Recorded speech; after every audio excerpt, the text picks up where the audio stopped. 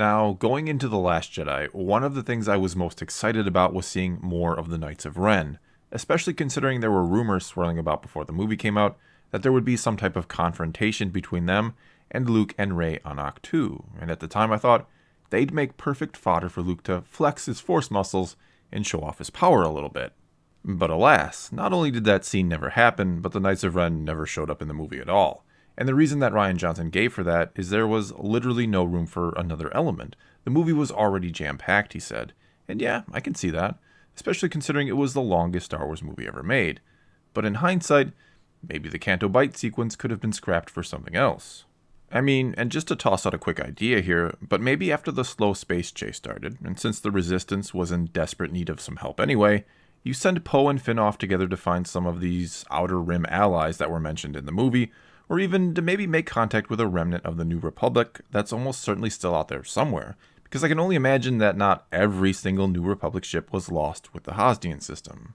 This then puts Finn and Poe together for a good portion of the movie, the two characters who arguably had the best chemistry in The Force Awakens, and if you want to make them gay at that point, hey, go for it.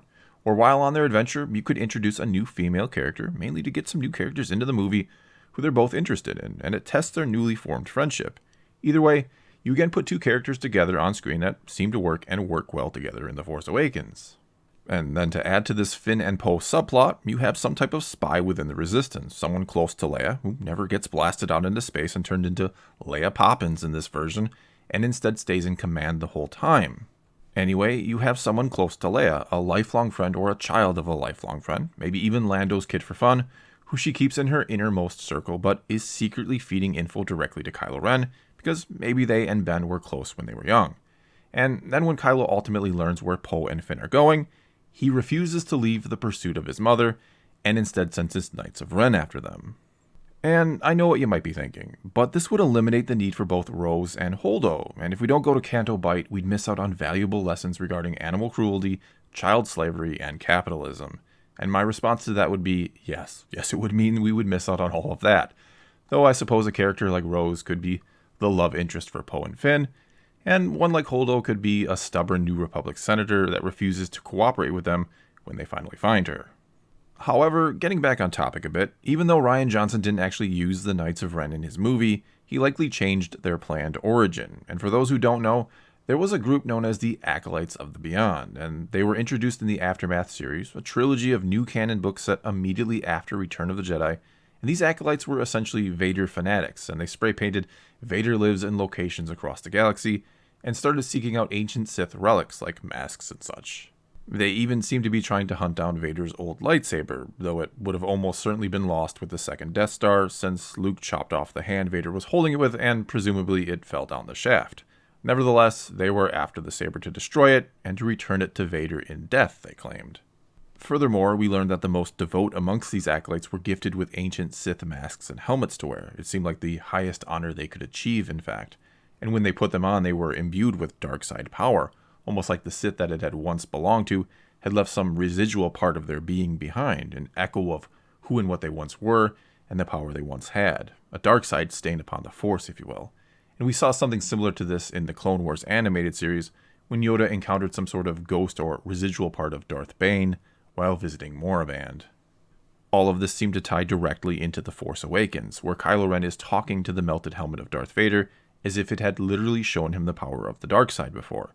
And before The Force Awakens, I theorized that Kylo, after communing with some remnant of Vader, again, not the real Vader, but some echo of him you could call it, he had learned about some secret plan Darth Vader had all along, something he had started behind the Emperor's back, that Kylo now wanted to finish, since Vader showed it to him through the helmet. But of course, nothing came of that in The Last Jedi, and Kylo spoke of killing the past, forgetting the Jedi and Sith, and making something completely new. Though I suppose that could have been Vader's plan all along. Perhaps Vader wanted to break away from the idea of the Sith and end their ways and create some type of new order. In other words, there are certainly ways J.J. Abrams could now get around Rian Johnson's derailing his original ideas a bit, and fix them in Episode 9, and, to make a really bad pun, to finish what he started in Episode 7. One problem with that, though, is, like I mentioned earlier, it appears as if Rian Johnson also changed the origin of the Knights of Ren when Luke said half of his dozen or so students sided with Ben after the incident in the hut, and murdered the other half of his students, which seems to imply it was those students, the ones that sided with Ben, that became his Knights of Ren, when originally I think it was clearly meant to be the Acolytes of the Beyond that were going to go on and become the Knights. Because, and I don't know about you, but from the brief look we got of them in The Force Awakens, I didn't get the impression the Knights of Ren were actually Force-sensitive beings.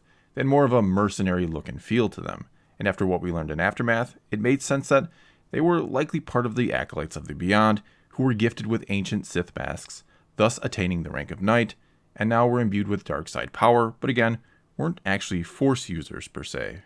All I know is they certainly didn't strike me as fallen Jedi students, because I'd imagine if that's what they were, they'd be using lightsabers, and none of them appeared to be. Also, and I think J.J. Abrams mentioned this at one point as being intentional, there was a bit of a medieval or Knights of the Round Table vibe to Kylo and his knights, thanks in large part to his lightsaber with a cross guard that helped it resemble a real sword. And again, I think JJ said that was intentional, and if you remember him saying as such, or what he said about it if anything, I'd appreciate it if you let me know in the comments below. Anyway, I think one interesting possibility for Episode 9 and the Knights of Ren is that their scene in Rey's Force vision during The Force Awakens hasn't happened yet, the one where Kylo and his knights are standing there in a storm after slaughtering a bunch of people. Perhaps this could be from the future, where Kylo is looking for something and believes they had it. And this is how and why Rey will ultimately encounter him again, or know what his plans are during the events of Episode 9, which could again tie into finishing what Vader started. And as I've said many times before, I really don't think J.J. Abrams is going to truly retcon or change events from Episode 8, or do something drastic like bring Snoke back to life. But I think he's going to work around what The Last Jedi did, or didn't do, and try and continue and finish the story he started in Episode 7.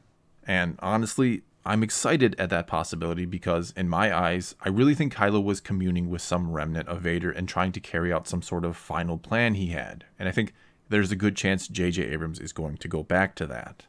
And, as I've also said a great many times before, the sequel trilogy really should have focused on the fallout or lasting effects of Darth Vader and Anakin on the Skywalker family itself, and the galaxy on the whole. It should have, for a lack of a better way of putting it, been about which legacy prevailed, Anakin or Vader's. I mean, the first two trilogies were all about the rise, fall, and return of Anakin, and to have this final trilogy in this overarching story barely involve him is rather strange. And again, I don't think that's originally what J.J. Abrams was setting up, but Rian Johnson decided to take things in another direction, and now J.J. Abrams has the chance to course correct. And I think one of the few things he can really use in Episode 9 in terms of villains, especially considering Snoke is dead, and Hux had his character belittled and ruined right after the start of Episode 8, is of course the Knights of Ren. I think people are really eager to see more of them, a lot more of them. I think they, and more importantly Kylo Ren of course, and whatever they're up to should really be the focal point of the entire movie, more so than even Rey, who yes of course will be out to stop them. And if Episode 9 is about Kylo and his knights on some sort of crusade to finish what Vader started, then maybe there's still a chance to end this trilogy on a high note and with one hell of a movie, no matter what you may have thought about the last two parts of this trilogy. Well, that's all I've got for this time. Now it's your turn to let me know what you think. Should Episode 9 focus more on Kylo Ren and perhaps some sort of quest set forth by Darth Vader himself? Or should it be something else entirely? Let me know in the comments below and let's talk some Star Wars. And until next time, thanks for watching.